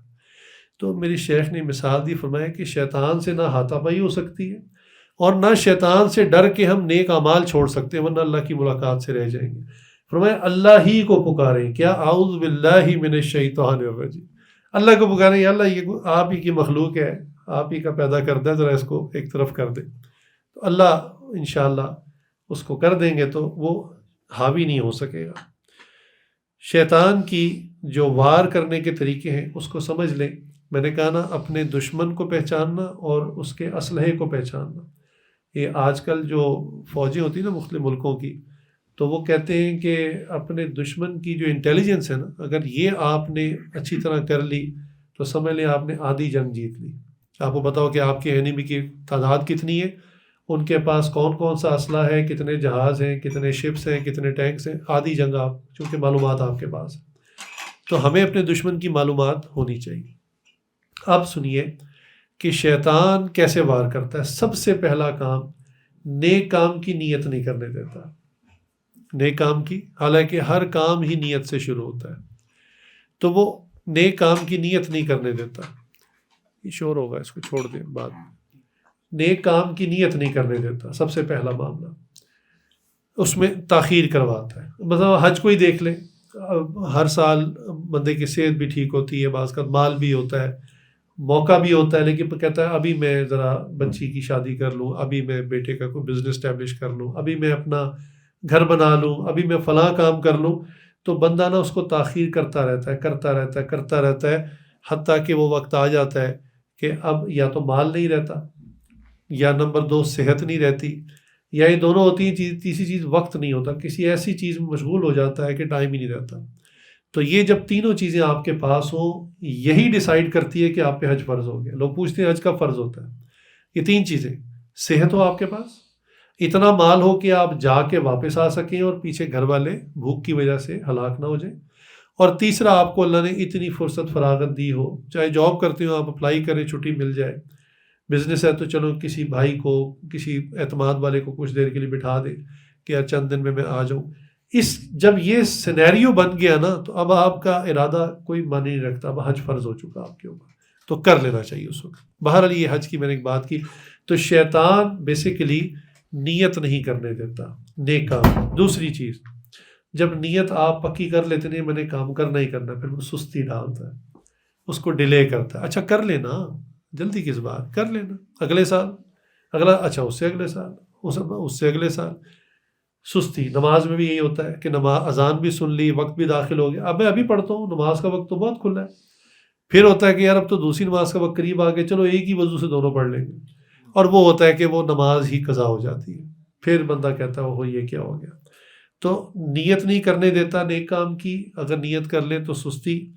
تیسری چیز، جب وہ عمل بندہ کر لیتا ہے، یعنی اس عمل کو سٹارٹ کر لیتا ہے، تو اس میں عجلت پیدا کر دیتا ہے۔ حدیث میں آتا ہے العجلۃ من الشیطان، کہ اب مثلا وضو بھی آپ نے سردی میں وضو بھی کر لیا ٹھنڈے پانی سے، آپ مصلے پر وقت نکال کے کھڑے بھی ہو گئے، اب جلدی جلدی جلدی جلدی جلدی، اب کس بات کی جلدی؟ یہ شیطان کی طرف سے کہ فٹافٹ اس عمل کو ختم کر۔ ہمارے حضرت تو یہاں تک فرماتے تھے کہ عمرہ لوگ احرام باندھ کرنا کہتے ہیں کہ جلدی سے اس احرام سے باہر ہو، جیسے کوئی سزا ملی ہوئی ہے کسی قیدی کو کہ میں جلدی سے اتاروں بس۔ حضرت فرماتے تھے یہ عبادت ہے اللہ کے بندو، اس کو عبادت کی طرح کرو، ذوق شوق سے کرو، چنانچہ حضرت یہ بھی ہمیں موقع ملا الحمدللہ شیخ کے ساتھ جانے کا عمرے پہ، تو فرماتے تھے کوئی عجلت کی بات نہیں ہے کہ آپ نے جدہ سے جیسے ہی مکہ پہنچے ہوٹل میں سامان رکھا اور دوڑیں لگانی شروع کر دی بیت اللہ کی طرف. حضرت فرمایا کہ آپ آرام، جو تھکا ہوا مسافر ہے تھوڑا آرام کر لے، بیمار ہے وہ دوائی لے لے، کسی کو کوئی اور تکلیف ہے، کوئی بھوک لگی ہوئی ہے کھانا کھا لے. تو بھائی یہ ایک عبادت ہے، اس کو شوق سے کریں. جیسے نماز کو جلدی جلدی نہیں کرنا چاہیے، بھائی اس کو شوق سے کریں. اب آپ نے فریش بھی ہو گئے، ریسٹ بھی تھوڑا سا کر لیا، کھانا بھی کھا لیا، میڈیسن بھی لے لی، اب آپ پورے وقار کے ساتھ جائیں اور پورے ارکان تسلی سے کریں، اطمینان سے کریں. ہمارے حضرت جب عمرہ کرواتے ہیں گروپ کے ساتھ، وہ بعض کا عام عمرہ تو بڑی جلدی سے ہو جاتا ہے، تو وہ بعض کا ساری رات کا عمرہ فجر ہو جاتی ہے، اور ہر مقام پر حضرت کھڑے ہو کر جو خاص خاص جگہیں وہاں دعائیں کرتے تھے بڑی زیادہ. اور میں سمجھتا ہوں دعاؤں کے ساتھ ہی عمرہ قیمتی بنتا ہے. مثلا ہجر اسود سے شروع کیا تو فرماتے ہیں جب آپ آگے جاتے ہیں تو ملتزم جو ہے وہ جگہ آ جاتی ہے. ظاہر بتا آپ حاجی بالکل قریب تو نہیں جا سکتا، لیکن میں جگہ بس سمجھا رہا ہوں. تو ملتزم وہ جگہ ہے جہاں رسول اللہ صلی اللہ علیہ وسلم چمٹ کر دعائیں کیا کرتے تھے. تو آپ بے شک طواف کر رہے ہیں لیکن آئیڈیا ہو جاتا ہے میں کہاں سے گزر رہا ہوں، تو وہ قبولیت دعا کی وہاں دعائیں شروع کر دیں. تھوڑا سا آگے جائیں مقام ابراہیم آ جاتا ہے. ابراہیم علیہ السلام نے اللہ کا گھر تعمیر کیا، پھر ایسی ایسی دعائیں کی، وہ ساری دعائیں قبول ہوئی. قرآن میں ان کا تذکرہ ہے کہ اللہ میں اپنے گھر والوں کو یہ آباد کر کے چھوڑ کر جا رہا ہوں، آپ ان کو آباد کر دیں. ویرانے میں چھوڑ کے گئے تھے، اور وہاں جب واپس آئے تو وہ تو 2 قبیلے آ کے ایک شہر آباد ہو چکا تھا، اور فرمایا ان کو کھانے کے لیے پھل عطا کریں. تو فرمایا کہ انہوں نے دعائیں کی تھی، یہاں قبول ہوئی تھی، آپ بھی دعا کریں. یہاں انہوں نے اسی جگہ پر اس پتھر پہ نشان ہے اللہ کا گھر تعمیر کیا تھا، آپ یہاں پہ دعا، اللہ مجھے بھی اپنا گھر تعمیر کرنے کی توفیق عطا فرمائے. تھوڑا سا اس سے آگے جاتے ہیں دروازہ آ جاتا ہے، تو یا اللہ تیرے در پہ پہنچ گیا ہوں کہ اللہ اب دعاؤں کو قبول فرما لے. تو بڑی دور سے آیا ہوں، بڑا تھکا ہوا ہوں، بڑی مشکل سے پہنچا ہوں، قبول فرما لے. آپ تھوڑا سا آگے جاتے ہیں تو حتیم آ جاتا ہے. حتیم وہ جگہ ہے جو بیسیکلی بیت اللہ کے اندر کی جگہ ہے. اس کے پیچھے ایک تفصیلی واقعہ ہے کہ یہ کنسٹرکشن سے رہ گیا تھا، قریش نے اس کو بنانا تھا، تو وہ کہتے تھے ہم نے خالص حلال مال لینا ہے، اللہ کے گھر میں ذرا سا بھی نہ گڑبڑ والا مال نہیں لگانا. تو کافی سال لگ گئے ان کو، وہ اس طرح اتنا خالص، وہ جو دینے آتا تھا نا ہدیہ اس سے پوچھتے تھے کہاں سے لائے ہو مال، تو اسکروٹنی کرتے تھے بہت. تو وہ کچھ نہ کچھ ذرا گڑبڑ لے جاؤ اپنا مال، ہمیں نہیں چاہیے. تو وہ کرتے کرتے کئی سال ہو گئے، بیت اللہ کی عمارت کو بننے میں ٹائم لگ گیا، چونکہ بیچ میں کئی دفعہ یہ ڈیمیج ہو جاتا تھا، سیلاب وغیرہ آتے تھے. تو ایک ایسی بات ہوئی کہ اللہ نے قریش کے دل میں یہ ڈالا کہ جتنا مال آ چکا ہے فی الحال اتنا کمرہ بنا لیں، اتنا گھر بنا دیں، جو ریمیننگ ایریا وہ بعد میں بنا لیں. یہ اللہ نے ان کے دل میں ڈالا. تو ہوا یہ کہ انہوں نے جتنا ان کے پاس مال تھا انہوں نے بیت اللہ کا وہ جو کمرہ ہے گھر وہ بنا لیا، اور کچھ ریمیننگ حصہ چھوڑ دیا کہ چلو بعد میں بنا لیں. اللہ کی شان، وہ اللہ ہی نے دل میں ڈالا، وہ رہنے ہی دیا ایسے. حتیٰ کہ ایک صحابی نے رضی اللہ تعالیٰ، انہوں نے کہا رسول اللہ صلی اللہ علیہ وسلم کو، یا رسول اللہ یہ قریش نے اس وقت میں چھوڑ دیا تھا چونکہ مال کی کمی تھی، اللہ نے اب تو ہمیں بہت مال دیا ہے، کیا ہم اس کو مکمل نہ کر دیں؟ تو آپ صلی اللہ علیہ وسلم نے کیسی بات فرمائی، فرمایا اللہ نے اس کو جان کے چھڑوایا ہے. کیوں؟ یہ بیت اللہ کے اندر کی جگہ ہے. فرمایا قیامت تک آنے والے مسلمان عام لوگ چاہیں گے کہ ہم بھی بیت اللہ کے اندر جائیں، لیکن ظاہری بات ہے ہر آدمی کے لیے تو دروازہ نہیں کھلتا، ہر آدمی تو اندر نہیں جا سکتا. تو میں جو حتیم کے اندر آ جائے گا اور وہاں آ کے نفل پڑھے گا یا دعا مانگے گا، وہ بالکل ایسا ہی ہے جیسے بیت اللہ کے اندر آ کے اس نے نفل پڑھے اور دعا مانگی. اللہ کی رحمت دیکھیں، اتنی پیاری جگہ ہے حتیم. تو یہ آ جاتا ہے. اس کے آگے رکن یمانی ہے، رکن شمالی ہے، یہ سب بڑی قیمتی جگہ ہیں دعائیں مانگنے کی، اور اسی سے عمرہ قیمتی بنتا ہے. پھر آپ زمزم کے کنویں، یعنی اب تو کنواں چونکہ نہیں ہے موجود، آج اس کو اللہ نے توفیق دی الحمدللہ. اس وقت وہ نیچے تھا بیسمنٹ میں، وہاں جانے کی اجازت تھی اس وقت، تو اس آج نے جا کے اس کنویں کے اندر جھانکا، وہ پائپ جا رہے تھے، موٹریں لگی ہوئی تھی، تو وہاں الحمدللہ وہاں کھڑے ہو کے دعا مانگی. بہرحال شیخ نے فرمایا کہ اب جہاں بھی آپ کو زمزم ملے بس سمجھے وہی آپ کے لیے کنواں ہے. تو اب وہ کولرز کے اندر رکھا ہوتا ہے انہوں نے، تو آپ جب بھی وہاں زمزم پئیں تو اللہ سے دعا مانگے. زمزم کو پینے کے بعد دعائیں قبول ہوتی ہیں، زمزم کو پینے کے بعد دعائیں قبول، اور جس نیت سے پئیں اسی نیت سے وہ دعا الحمدللہ قبول ہوتی ہے. اس کے بعد پھر حضرت جب ہمیں لے کے جاتے صفا مروہ پر، یہ 2 چھوٹی پہاڑی ہیں جہاں حاجر علیہ السلام نے وہاں چکر لگائے تھے، تو صفا پر گئے، وہاں سے شروع کیا، وہاں دعا کی. مروا پہ پہنچے وہاں کھڑے ہو کے دعا کی، پھر صفا پہ پہنچے کھڑے ہو کے دعا کی، پھر مروا پہ پہنچے، 7 چکروں میں حضرت 10 15 منٹ کھڑے ہو کے دعا کرتے، اور اس کے بعد پھر عمرہ یعنی مروا پہ پہنچ کے ختم ہوتا ہے، تو اس کے بعد پھر فرماتے تھے کہ مطاف میں آ جائیں اور وہاں آ کے اب شکرانے کے 2 نفل پڑھیں۔ یہ سب کچھ ایسے تھوڑی ہو گیا، اللہ کی تو کتنے لوگ ہیں بیچارے، کسی کی ٹانگ پہ پلستر ہے عمرہ نہیں کر سکتا، کسی کو ایسا کو مرض ہے جا ہی نہیں سکتا، تو اللہ نے یہ سب کچھ کروایا، تو شکرانے کے 2 نفل پڑھ کے پھر دعا کریں کہ یا اللہ آپ نے توفیق دی اس عبادت کی، دوبارہ بھی توفیق دیں۔ پھر آپ حلق کروانے کے لیے، عورتیں اپنے بال تھوڑے تھوڑے کاٹ لیتی ہیں اور مرد جو ہے وہ حلق کروا لیتے ہیں، تو پھر جا کے حرام کھلتا ہے۔ تو فرمایا کہ عبادت ہے، اس کو سر سے ٹپائیں نہیں، اتاریں نہیں، عبادت کی طرح کریں۔ تو میں عرض کر رہا تھا شیطان جو ہے وہ پہلے تو نیت نہیں کرنے دیتا نیک کام کی، بندہ نیت کر لے تو پھر سستی کرواتا ہے، اچھا کل کر لینا، پرسوں کر لینا۔ جب بندہ اس میں بھی ہمت کر لیتا ہے اور عمل شروع کر دیتا ہے تو دوران عمل وہ اجلت کرواتا ہے کہ جلدی کرو جلدی کرو جلدی کرو جلدی کرو۔ تو یہ اس کا تیسرا وار ہے۔ چوتھا وار کہ جب بندہ عمل کر کے فارغ ہو جاتا ہے، الحمدللہ ہو گیا عمل، اب جو ہے نا وہ ریاکاری کے ذریعے اس عمل کو ضائع کرواتا ہے، کہتا ہے لوگوں کو بتاؤ تم کیسی عبادت کر کے آئے، لوگوں کو بتاؤ۔ اب ایک بندے کو اللہ نے توفیق دی، مثلا تہجد میں وہ اٹھ گیا، اس نے نماز پڑھی، اب کسی کو کیا پتا رات کے اندھیرے میں تہجد پڑھی، اب وہ دن میں لوگوں کو بتا رہا تھا یار میں تہجد میں اٹھا تھا نا ستارے بڑے چمک رہے تھے، اب وہ بہانے سے بتا رہے ہیں کہ میں تہجد گزار ہوں، میں تہجد پڑھنے والا ہوں۔ اللہ اکبر کبیرہ۔ ہمارے ایک دوست تھے، انہوں نے ایک واقعہ اپنا سنایا کہ ریاکاری ایسی عجیب چیز ہے کہ بعض کا عمل چھن جاتا ہے۔ کہنے لگے کہ میں نے، ہمارا دودھ والا آتا تھا، وہ تھوڑا سا لیٹ آتا ہوگا تو وہ کئی جگہ سے بیچارہ دے کے آتا ہے، تو اس کو بس یہ اتنا کہنا تھا یار ذرا جلدی آ جائے کرو، میں نے وہ اسکول جانا ہوتا ہے بچوں کو چھوڑنے، تو کہنے لگے اس کو کہا یار ذرا جلدی آ جائے کرو، تو اس نے کہا جی میں کچھ میرا عذر ہے، میں ذرا اس طرح، تو کہتا کہ آپ جلدی اٹھ جاتے ہیں، تو اس نے کہنا تو بس یہی تھا کہ اس نے منہ سے نکل گیا ہم تو تہجد میں اٹھنے والے لوگ ہیں، نیک آدمی داڑھی والا باشرہ، ہم تو تہجد میں اٹھنے والے لوگ ہیں، بس کہنے لگے یہ جملہ کہہ دیا اور ساتھ ہی خیال آیا کہ میں نے غلط کام کر لیا۔ اچھا دودھ والے نے کہا جی اللہ دا شکر ہے ہم بھی فجر پڑھتے ہیں۔ کہنے لگے وہ، اس نے کہا میرا نقصان ہو گیا، اب تو تیر زبان کا نکل چکا تھا۔ کہنے لگے مجھے صرف اس واقعے کے بعد مجھے چند مہینے تک فجر بھی میری قضا ہوتی رہی، تہجد تو دور کی بات ہے۔ کہنے لگے الارم لگائے، جو اسباب میں کر سکتا تھا نا میں نے، اور دل میں پتہ بار بار آتا تھا تیری وہ غلطی، وہ جو تو نے دودھ والے کہا تھا نا ہم تو تہجد میں اٹھنے والے لوگ ہیں، اب اٹھ کے دکھا۔ کہنے لگے میں فجر نہیں پڑھ سکا کئی مہینوں تک، صرف اس ریاکاری کی وجہ سے۔ اللہ کی بکت میں رویا دھویا، معافیاں مانگی، پھر جا کے مسئلہ ختم ہوا۔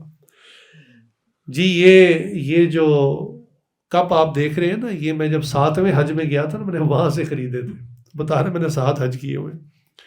تو ریاکاری سے شیطان آپ کے عمل کو برباد کرواتا ہے۔ تو شیطان کے اتنے سارے سٹیپس ہیں وار کے، اس لیے اس کو سمجھنا چاہیے۔ آج کے مضمون کو میں فی الحال پھر مکمل نہیں ہو سکا، لیکن یہاں کلوز کرتا ہوں۔ خلاصہ کلام یہ ہے کہ انسان کو اپنے دوست اور دشمن کی پہچان ہونی چاہیے، اور لفظ دشمن جو ہے نا، اردو کا لفظ دشمن، اسی کے اندر اس لفظ کے اندر ہی ہمارے دشمن موجود ہیں۔ چنانچہ دشمن لفظ بنتا ہے دال، شین، میم اور نون سے۔ تو دال سے مراد دنیا، شین سے مراد شیطان، دشمن، میم سے مراد مال اور نون سے مراد نفس۔ تو یہ حقیقت میں ہمارے دشمن ہیں، دال، شین، میم، نون، دنیا، شیطان، مال اور نفس۔ تو اس میں آج دنیا کا تو معاملہ کچھ ہو گیا تھا، شیطان کا قصہ آج ہو گیا، انشاءاللہ اب جو باقی ہے وہ آئندہ اگلی مجلس میں کریں گے۔